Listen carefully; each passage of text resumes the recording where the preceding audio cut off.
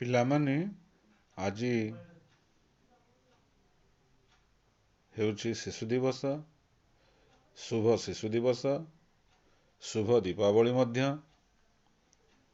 ଏହି ବର୍ଷ ଶିଶୁ ଦିବସ ଏବଂ ଦୀପାବଳି ଏକା ସାଙ୍ଗରେ ପଡ଼ିଛି। ଏହି ଅବସରରେ ମୁଁ ତୁମମାନଙ୍କୁ ଏକ କବିତା ଆବୃତ୍ତି କରି ଶୁଣାଉଛି। କବିତାଟି ହେଲା, ଏସନ ଆସିଛି ଆଲୋକର ପର୍ବ, ପବିତ୍ର ପର୍ବ ଦୀପାବଳି। ଅଜ୍ଞାନ ଅନ୍ଧାର ଦୂର କରିଦେବା ଜ୍ଞାନର ପ୍ରଦୀପ ଜାଳି। ବାଣ ବାରୁଦର ଧୂଆଁ କରିଦିଏ ଆକାଶକୁ ଧୂମ୍ରମୟ। ଶ୍ୱାସ ପ୍ରଶ୍ୱାସକୁ କଠିନ ପ୍ରକ୍ରିୟା କରିଦିଏ ଧୂମ୍ରଚୟ। ନିର୍ବାଣ ଆଲୋକେ କରି ତେଜୋଦୀପ୍ତ ଭକ୍ତିରେ ପ୍ରଦୀପ ଜାଳି। ଭୋଗ ରାଗ ଦେଇ ପୂଜିବା ମା କାଳୀ, ନ ଦେଇ ଜୀବର ବଳି। ଲକ୍ଷ ଲକ୍ଷ ଦୀପ ପୁର ପଲ୍ଲୀନଗ୍ରେ ଏକା ସାଥେ ଦେବା ଜାଳି। କରୋନା ଦାନବ ତାହାର ଶିଖାରେ ନିଶ୍ଚିହ୍ନ ହୋଇବ ଜଳି। ସମସ୍ତଙ୍କୁ ମୋର ହୃଦୟ କନ୍ଦରୁ ପ୍ରୀତି ଶୁଭ ଦୀପାବଳି। ମିଳିମିଶି ଆସ ପ୍ରଦୀପ ଜାଳିବା ମହାମାରୀ ଯାଉ ଟଳି।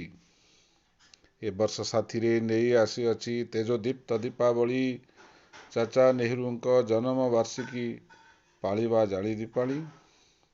ଭାରତୀୟ ମୁକ୍ତି ମହାସଂଗ୍ରାମର ମହାଯୋଦ୍ଧା ଦେଶପ୍ରେମୀ, ସ୍ୱାଧୀନ ଭାରତ ନବନିର୍ମାତା ସେ, ଶାନ୍ତିପ୍ରିୟ ବିଶ୍ୱପ୍ରେମୀ। ନନ୍ ଆଲାଇନ୍ଡ ମୁଭମେଣ୍ଟ ସଙ୍ଗେ ତାଙ୍କ ପଞ୍ଚଶୀଳ ନୀତି। ପଡ଼ୋଶୀଙ୍କ ସଙ୍ଗେ ଉତ୍ତମ ସମ୍ପର୍କ, ସାରା ବିଶ୍ୱ ପାଇଁ ଶାନ୍ତି। ଶୂନ୍ୟରୁ ଆରମ୍ଭ କରିଥିଲେ ଯିଏ ପ୍ରଥମ ପ୍ରଧାନମନ୍ତ୍ରୀ।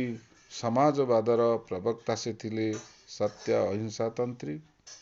ଦେଶକୁ ବିଶ୍ୱରେ ପ୍ରତିଷ୍ଠା କରିଲେ, ଠିଆ ହେଲା ଏଇ ଜାତି। ନିଜର ନାବର ତଳି ମେଲିଣ ସମୃଦ୍ଧ ହେଲା ଏ ଜାତି।